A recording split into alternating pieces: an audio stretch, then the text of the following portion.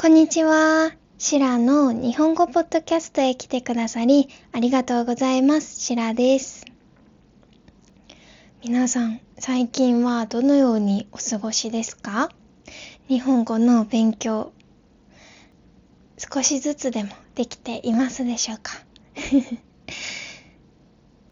今日も私のこの日本語ポッドキャストを聞きながら少しでも楽しく日本語の勉強をしてもらえたら嬉しいなと思います。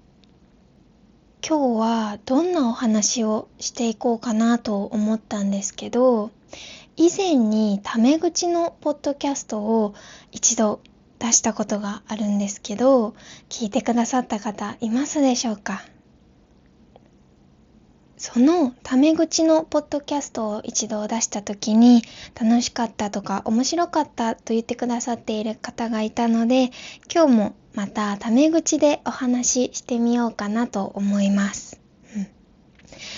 今日もリラックスしながらぜひ最後まで聞いてくださると嬉しいです。今日もよろしくお願いします。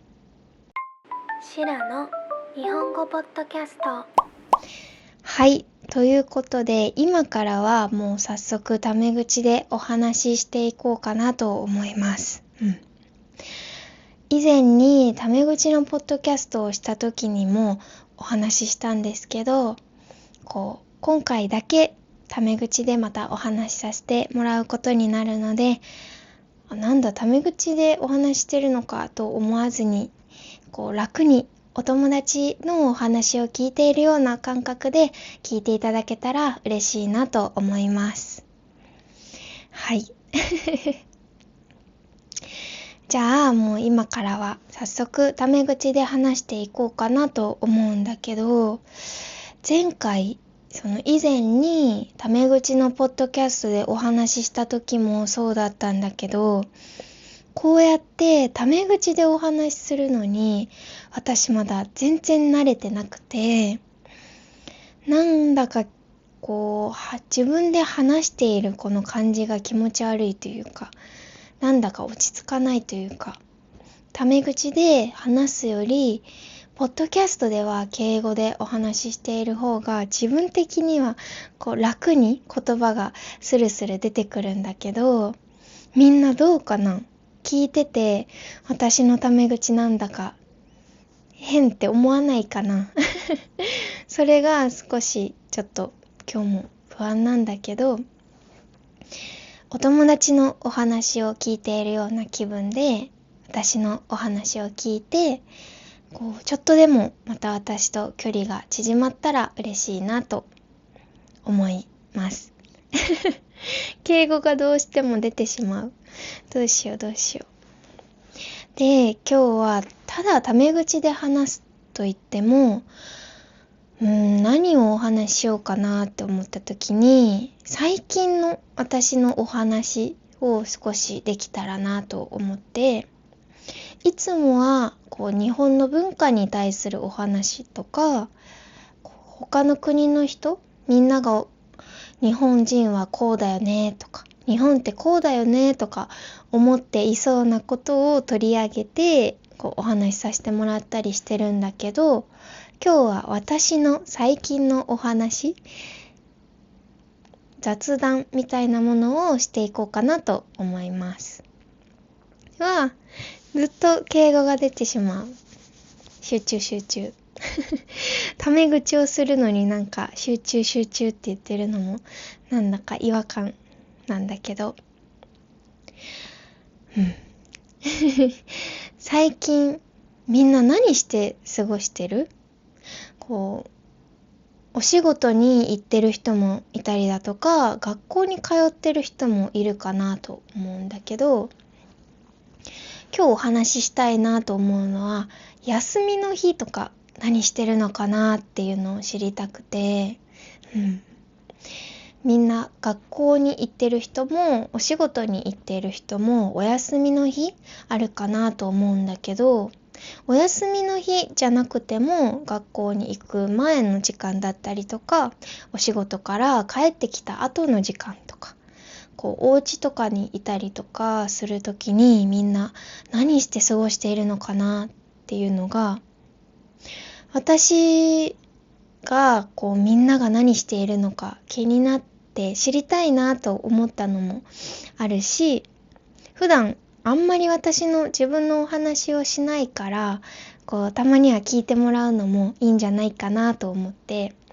今日は早速話していこうかなと思うんだけど、私は最近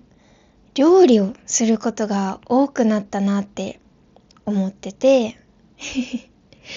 料理が上手ですって自慢したいお話ではないんだけど、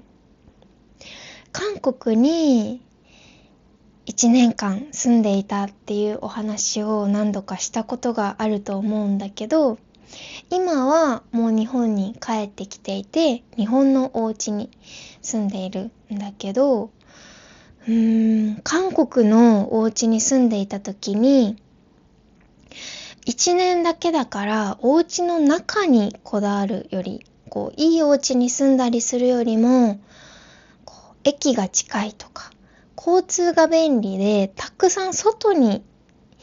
行きたいなと思ったんだよね。駅からは近いけど、すっごく綺麗で広いお家というよりかは、狭くて少し古いと言ったらどうなのかな。そんなに新しいお家ではなくて、サイズもかなり小さいお家に住んでいて、その代わりにいっぱい外に出て美味しいご飯を食べたりとか、そういうことにお金をたくさん使いたいなと思ったから、韓国に住んでいる間は割と狭めのお家に住んでいたんだよね。だから一応キッチンはあって、ワンルームのお家に住んでいたから、個室音とかシェアハウスみたいな感じでみんなと共同とかではなくて、自分だけのお家が一応あったんだけど、キッチンも一応あったんだけど、すっごく狭かったから、なんだか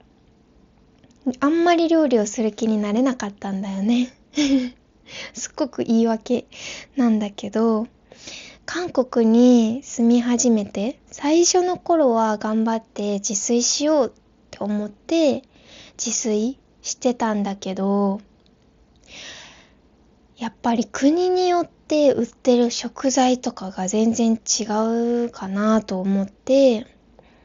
日本と韓国はお隣の国だから、同じような似たようなものが売っている方ではあるのかなと思うんだけど、私が感じた韓国のスーパーは量がとっても多いなと思って、日本は一人で食べきれる量の野菜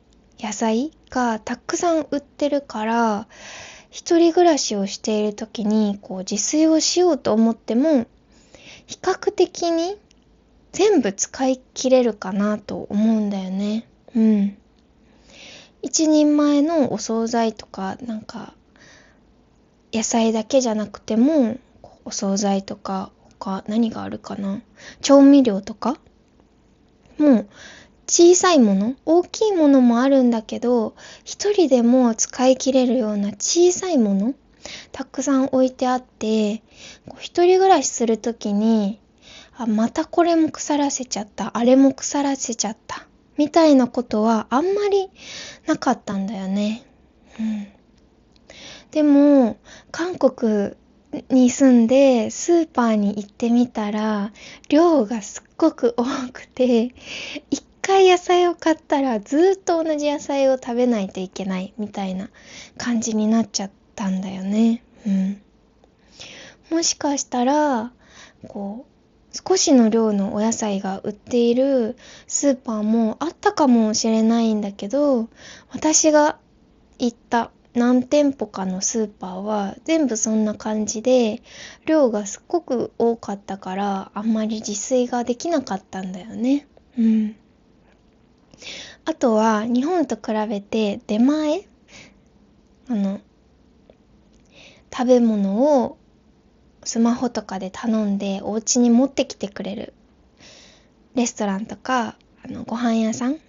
作って持ってきてくれるのがとっても早いし安いし、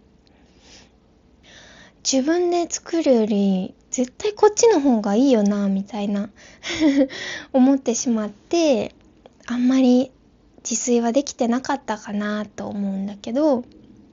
日本に帰ってきて韓国に住んでいた時より少し広いキッチンになったから料理したいなと思うのと、外食ばっかりしていたらやっぱりどうしても味の濃いものを食べる機会が多かったなと思って、自分で作ったら味の濃さとかも調整できたりとか、私は胃腸炎になったっていうお話を前にしたことがあるんだけど、胃があんまり強くないから胃の調子も見ながら毎日毎日刺激的なご飯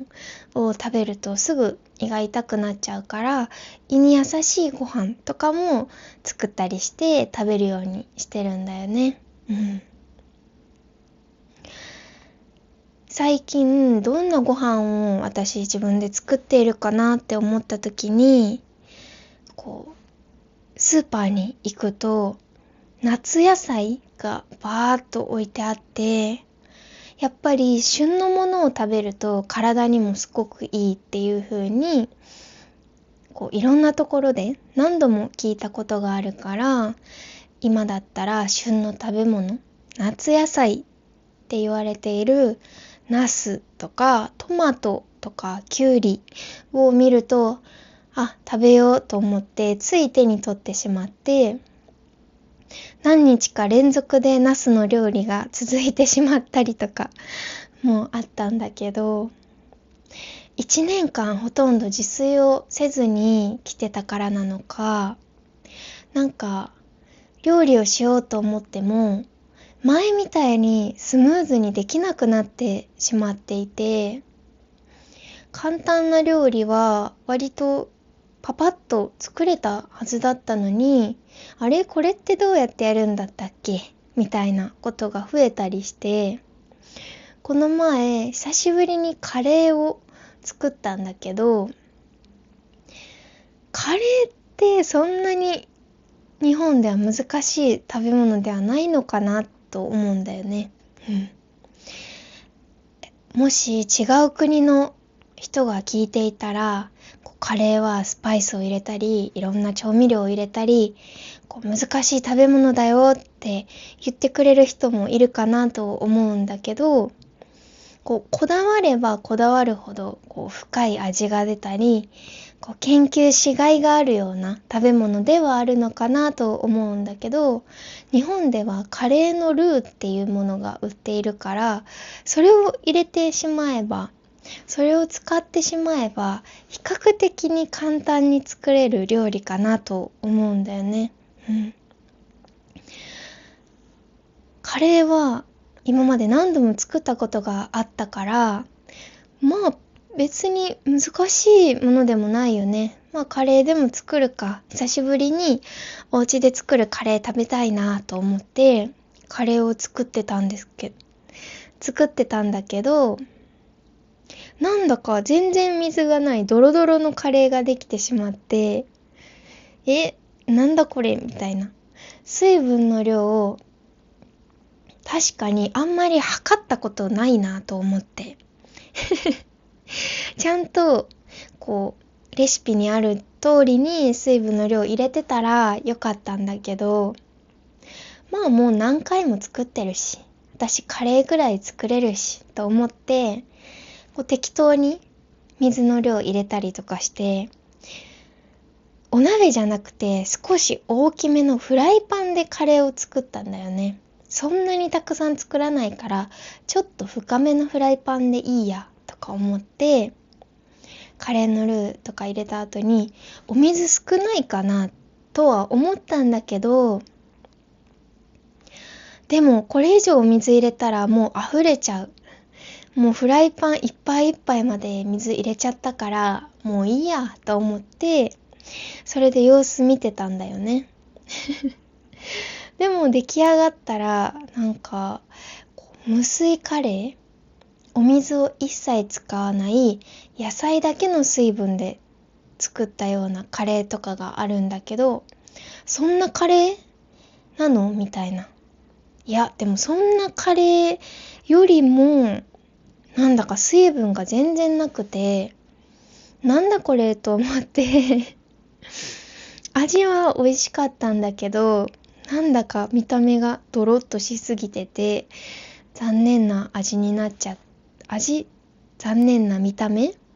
になっちゃって、料理ってやっぱり続けないと、腕が落ちるというほどまでもそんなに料理ができたわけじゃないけど、やっぱり続けないとダメなんだなっていうことが最近分かった私のエピソードでした。カレー作れないってもう結構やばいなって思って、私的には焦りを感じてるんだけど、もし日本人の方が聞いていてくださっていたら、これだけは作れた方がいいよとか、逆にこれ作れたらすごいよみたいな食べ物も教えてほしいなと思うのと、反対に日本人ではないみんな、普段どんな料理作って食べてる？私、自分で何かを作って食べるとなると、やっぱり日本食？和食ばっかりで、他の国の料理とかも作って楽しめたらすっごく楽しいなと思うんだけど、やっぱり作ってしまうのは日本食ばっかりで、1年間韓国に少し前まで住んでいたということもあって、韓国料理とかもお家で作れたらすっごくいいのになって思うんだけど、私が好きな韓国料理はテンジャンチゲとカムジャタンなんだけど、聞いたことある人いるかな？どっちも辛くないものを美味しいお店で食べることができたから、韓国料理の中でもテンジャンチゲとカムジャタンは辛くないものもあって、辛いものもあるみたいなんだけど、私は辛くないものを食べることができて、そこからすっごくハマっていろんなお店で食べたりしてたから、日本でもそのテンジャンチゲとかカムジャタン作って食べれたらいいのになーって思って韓国まで行けないけど、なかなか海外旅行ってやっぱりそう簡単には行けることではないかなと思うから、それでも週に1回とか2週間に1回とかいろんな国のご飯を作って食べれたりしたらとっても楽しそうだなと思って、ガパオライスとかは前に作ったことがあるんだけど、みんなはお家でご飯を食べるってなったらどんなものを食べてる？あとはどんなものを作ることが多い？やっぱりみんなの国のご飯かな？それとも案外日本食を違う国でもよく作るよとかあったりするのかなと思って、ちょっと気になる。自炊の料理のレパートリーをもっともっと増やせたら楽しいなと思うのと、あとはいろんな国のね、ご飯が作れたらとっても楽しそうだし、ただご飯を食べるって言っても、なんだか違う国に来たような、いつものご飯よりとっても楽しくご飯が食べられるんじゃないかなと思って、今年はね、ちょっといろんな国のご飯も作れるようになりたいなっていうのが一つ小さな目標というか、でもあったんだよね。だからぜひぜひみんな教えてもらえたら嬉しいです。はい、ということで今日はタメ口で少し私の最近の近況、特に料理についてお話ししてみました。いかがだったでしょうか？タメ口でお話しするのやっぱり慣れていなくて、どんなことをお話ししようとか、どんな風にお話ししようとか、一回練習してみようとか、他のポッドキャストを作るときより、タメ口のポッドキャストを作るときが一番なんだか緊張してしまうというか、なかなか上手にね、言葉が出にくいんだけど、逆にまだタメ口になってしまったりとか。どうだったでしょうか？聞きづらいところなどがもしあれば、これからまたタメ口のポッドキャストを今後出していくときに、そこも改善できるようにちょっと努力したいなと思っているので、そちらもぜひ教えていただけたらなと思います。そして先ほどお話ししたように、皆さんがお家で作る料理などがあれば、そちらもぜひぜひ教えてもらえたら嬉しいなと思います。このポッドキャストでは自然な日本語で日常的なことや日本の文化についてこれからもゆっくりとお話ししていきます。チャンネル登録がまだな方はぜひぜひチャンネル登録をして、次回以降もたくさん聞いてもらえると嬉しいです。はい、ということで今日も最後まで聞いてくださった方、本当にお疲れ様でした。このシラのポッドキャスト、YouTube でも聞いていただくことができるのですが、Spotify でも聞いていただくことができます。チャンネルの概要欄にも Spotify のリンクが貼っているので、そちらから飛んでいただいて、YouTube でも Spotify でも日本語のお勉強のお役に立てたらなと思います。はい。では、今日も皆さんお疲れ様でした。いい日になりますように。ではまた次回のポッドキャストでお会いしましょう。ありがとうございました。シラでした。